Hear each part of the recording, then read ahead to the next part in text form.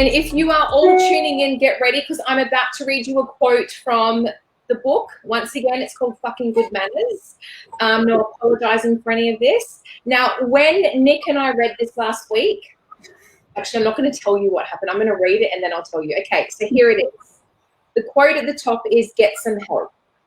Possibly the most awkward situation a fully grown human can be faced with is a blocked toilet. Whether you did the damage or not, you discovered it. So you have a responsibility to do something about it. Go outside, find someone, and tell them it was like that if you want already. Just be grateful that you don't have to fix it yourself, and remember that you're never going to see that person again." Now, Nic, when we read this, we were in hysterical fits of laughter. But what the message was that we got from this, and what we both, the one word we both came up with, was avoidance. So just like in life, Nic and I, we've said we've been in a situation where there has been a blocked toilet and we might not have done anything about it. And we are not here to sit and say that we just, everything we do, we don't avoid. There are some avoidance that still comes up. But what we want to talk about today is this is not just about avoidance with a blocked toilet. Nic, talk us through.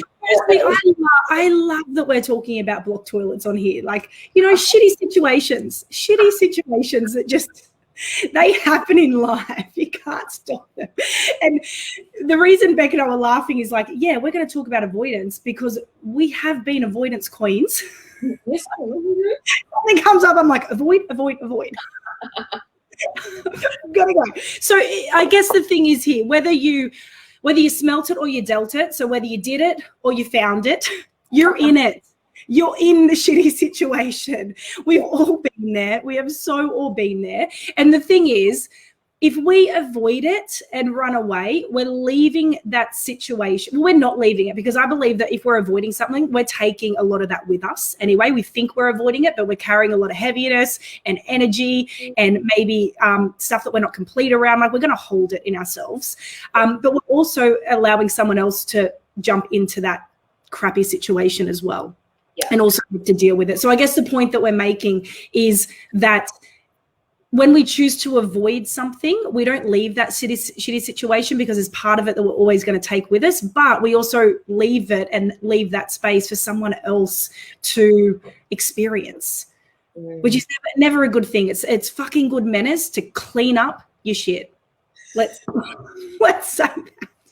It's so funny, Nic. Like, we were so hesitant in doing this, but that's why we said yes straight away, because we will talk about things that people think is irrelevant, but there's always a message behind anything in life that happens, I believe. So, Nic, I don't know if you're willing to, but when we did this last week, we also spoke about there's a situation in your life currently with a family member where the avoidance is actually blocking some shit with you and them as well. Do you want to talk about that? Yeah, I'll throw everyone under the bus. So no, I won't. But it is, you know, like I'm dealing with a situation and have been for a long time now. Like, it feels like a long time, but, you know, say 18 months, and it's with a close family member. And it just, you know, without going into the details of what it is, basically the result of it is non-communication. There's just been this breakdown of communication over an event.